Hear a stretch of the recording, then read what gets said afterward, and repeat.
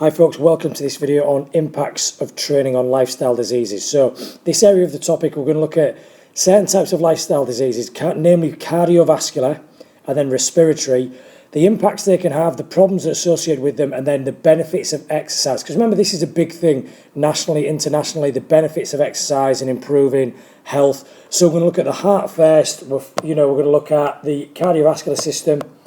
Cardio meaning heart, vascular meaning blood vessels. So yes, we're going to talk about the heart. You might have also seen we've got a brain here because we're going to talk about strokes as well. But remember, we're talking about blood vessels as well as the heart. The vascular means blood vessels.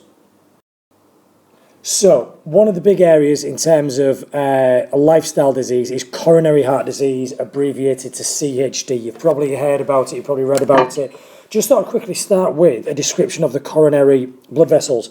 Here's a heart. Now here, as you can see, is the aorta. You've got your pulmonary arteries and veins delivering blood here, there and everywhere. There's your vena cava, vena cava at the bottom, inferior, then your superior vena cavas, vena cavas. Yes, these blood vessels help carry blood around the body, but it's these blood vessels on the heart that we are talking about. These are your coronary blood vessels. Remember, your heart is a muscle. It needs its own blood supply in order to keep contracting. It needs oxygen to be delivered to it. It needs glucose to be delivered to it. It needs CO2 to be removed from it. So when we're talking about coronary heart disease, we're talking about damage to these blood vessels that provide blood to the heart, not these big blood vessels that carry blood away from and towards the heart. We're talking about these coronary blood vessels here. So coronary heart disease is when there is reduced blood flow to the heart. So something has happened to one of these coronary blood vessels. It might be a blockage, it might be a partial blockage, a complete blockage. That's the kind of the point in this. So coronary heart disease, one of the first things about coronary heart disease is this term here, atherosclerosis. So this is a normal artery, a normal coronary artery. So this is a blown up version of one of these blood vessels here, can be any one. And as you can see there, the lumen, that's the area in which the blood flows through the blood vessel. And atherosclerosis is where fatty deposits build up inside this lumen and they start to block and reduce blood flow. So as you can see there, the artery is narrowed by plaque. Plaque being the medical term for a fatty build-up. So atherosclerosis is where there is a fatty build-up in the coronary arteries, reducing blood flow. So now we know what coronary arteries are. I'll remove the picture of the heart and I've put in there what we're looking at. Atherosclerosis, this thing here, is fatty build-up in the coronary arteries, reducing blood flow to the heart. Right? Now this condition is often associated with angina, which is chest pain. So, people might have joked around, I've pain in the chest and I think I'm having a heart attack or something like that, or there might have been absolutely legitimately serious. Angina, it's persistent chest pains that can last for a while actually, but it's often, if they are persistent, if they do keep going and nothing's getting rid of them, then it could be a sign that it is angina caused by this atherosclerosis. If you're not getting blood flow, adequate blood flow to the heart tissue, that is going to lead to pains in the chest. Now the hard reality of it is that this will then often lead to cardiac arrest, also known as a heart attack, which is obviously an extreme situation. And I suppose what some of you might be thinking is, well, what is the difference between, this atherosclerosis, this narrowing, and a heart attack? Well, a heart attack or cardiac arrest is when a part of this fatty plaque, this fatty buildup that makes the atherosclerosis, if part of that breaks off, say this corner edge breaks off and breaks away, that will then likely create a blood clot. If that blood clot then blocks one of your coronary arteries, the heart tissue that is supplied by that coronary artery will then die and it will be permanently affected. That can kill you. And, the heart attack, I think it still is the biggest killer in this country, because I know there's, old stories about they had a heart attack and they were dead before they hit the ground. That's how serious it can be. If the blood clot occurs to a coronary artery that leads to a heart that isn't in control of a large part of the heart tissue, then there's a chance you'll survive. But you'll have permanent heart damage after that. So this is serious stuff. And, common sense, it's these kind of people that are affected by it. Smokers, people who don't do any exercise, people who eat high fatty diets, people who are obese, we're not having a go at these people, but we're just saying, they are a ticking time bomb. If that is your lifestyle, if that's what you do, it's going to lead to this chain reaction of events at some stage. And for the vast majority of people, it's going to prematurely end their lives. So this is a serious thing that we need to be aware of. So moving on to a stroke now. Again, just to recap, why is this in cardiovascular? Because it's nothing to do with the heart. Remember that vascular means blood vessels, and we're talking about the blood vessels now that supply the brain. Well, a stroke is exactly the same in many ways as a heart attack, except the blockage, the narrowing, happens in a blood vessel that is supplying the brain with blood and therefore oxygen. And that's what ultimately leads to a stroke. Now, there are two different types of stroke that you need to be aware of. Now, you'll see different ways of spelling these depending on which textbook. Some are American, some are English. But we've basically got ischemic and hemorrhagic strokes. Now, like I said, either way, a stroke is a reduction or a loss of blood flow to the brain. So ischemic is where the blood vessel supplying the brain is blocked. Okay, so this diagram here, there's a blood vessel supplying the brain. As you can see, we've got a fatty build-up like we had at the atherosclerosis, these yellowy, whitey bits are a fatty build-up, and that is blocking blood flow to the brain. Whereas a hemorrhagic is a blood vessel bleeding in or on the brain. So as you can see here, these are blood vessels feeding into the brain or on the surface, and something, a hit, a shock, just the blood vessel bursting, for whatever reason, a medical condition, has caused a bleed onto the brain. Both of them are strokes. Both of them can be fatal. It's reckoned though that the ischemic strokes account for about 85% of all strokes in the country. So they're a lot more common, these ones, due to blockages. Again, probably due to poor diet. These are less common because they're more likely to occur due to an underlying medical condition or an impact or, a big blow to the head, something like that. So, what can we do about it? How can we avoid this situation? Well, it goes without saying that it's exercise. So, what we're looking at here is, we're talking the good old-fashioned NHS guidelines, 5 times 30 minutes per week for adults. We want 60 minutes to avoid these conditions, for children to avoid these conditions later on in life. So it's really, really important. That's the importance of PE, of regular physical activity. So that's what we're trying to do. But what are the overall benefits? Well, let's get them all down in one go and then we'll take them one at a time. Right, a lot of weird terms, but just relax, okay? Let's have a look through them. You've got, or you will have through regular exercise, an increase in high-density lipoproteins. You'll know them better as good fats, and a reduction in low-density lipoproteins, which are bad fats. These LDLs, these low-density lipoproteins, they're the ones that create the blockages in your arteries.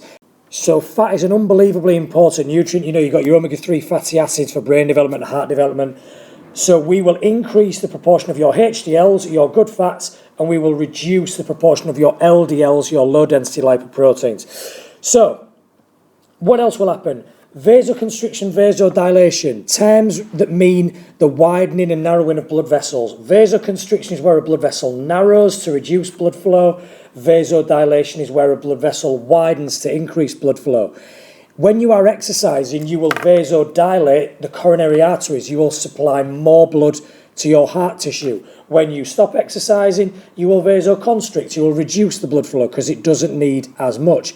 This changing, this vasodilation to vasoconstriction and back again, is going to keep the arterial walls changing shape, so which means they can't become hardened with fat because they're constantly moving, they're constantly widening and narrowing. So the fat cannot build up, it just continues to not stick to the wall. So that's really, really important. We also see a decreased blood viscosity. Viscosity is a poshonym for thickness. So in other words, your blood becomes thinner, it becomes runnier, it becomes very watery, which means it's very easy to flow through the blood vessels and it's less likely to clot. So if it can't clot, it can't form blockages. So that's really important as well. Just quite simply, more exercise we do, the more we get circulation around the heart. So the more we are used to good blood flow. The heart will just condition itself to have good blood flow around the heart through regular physical activity. We are also, surprise, surprise, going to have very low body fat levels. We're going to reduce our percentage body fat, which means less strain on the heart. There is less of you to carry around, which means the heart doesn't have to work as hard. And linked in with that, cardiac hypertrophy or hypertrophy, however you want to pronounce it. The heart tissue is going to get bigger and stronger, which means the blood vessels will get bigger and stronger, which means, again, they are less likely to fill with, plaque, leading to atherosclerosis, less likely for it to break away, create a blood clot, etc., etc. So these are the benefits of regular exercise on the cardiovascular system. And of course, I should just quickly finish by saying that obviously all these adaptations apply, apart from cardiac hypertrophy, apply to the blood vessels supplying blood to the brain as well. So, you're going to get much better blood flow in and around the brain due to decreased blood viscosity and also due to an increase in HDLs over LDLs, etc., etc. Right, finally then, the respiratory system. So we've looked at the diseases of the cardiovascular system, the lifestyle diseases, and the benefits of exercise. Let's finish with the respiratory system, the respiratory meaning lungs. And we've got the two main conditions here, asthma and chronic obstructive pulmonary disease, abbreviated to COPD. So let's have a look at these conditions first. So asthma is a narrowing of the respiratory airways, causing coughing, breathlessness and wheezing. So as you can see there's alveoli. So here's a bronchiole, and there's the opening that the oxygen is going to flow that way into, and then CO2 is going to flow back out. What we can see here is an asthmatic airway, so we've got much less space, and then that's an asthmatic airway under attack. So that's not even someone having an asthma attack, that's someone who has asthma, that's their airway normally. That's what it's like during an attack, and that's what someone who hasn't got asthma, that's what their airway will look like. Now, asthma attacks can be brought on by allergic reactions, pollen, fever, fumes, but exercise as well, and what we call EIA, exercise-induced asthma. Now, there are certain things that we do need to be aware of when we're exercising with people who have asthma. So exercise-induced asthma, EIA, often comes on when we're in cold conditions and working at high intensity. One or both of those conditions can bring on asthma attacks in people who have EIA. So what we've got to do when that's the situation is make sure their inhalers, they've got them on them, because they'll potentially be needed. Make sure you do a proper warm-up, gradually build up the intensity so the body can make adaptations and changes, and also involve training of respiratory muscles. And that's what we're going to look at in a minute, the benefits of exercise. Your diaphragm, your internal and external intercostals, your abdominals, all these muscles that contract to get air in and out of your lungs, we need to train them effectively to make them big and strong. Remember, Paula Radcliffe, she's still the world record holder for the women's marathon. She's asthmatic. So yes, just because someone has asthma doesn't mean they can't be successful at sport, but we just need to be aware of it. So finally, COPD then, chronic obstructive pulmonary disease. Now, similar to asthma, this is where the airways narrow again, but this is because they've become inflamed.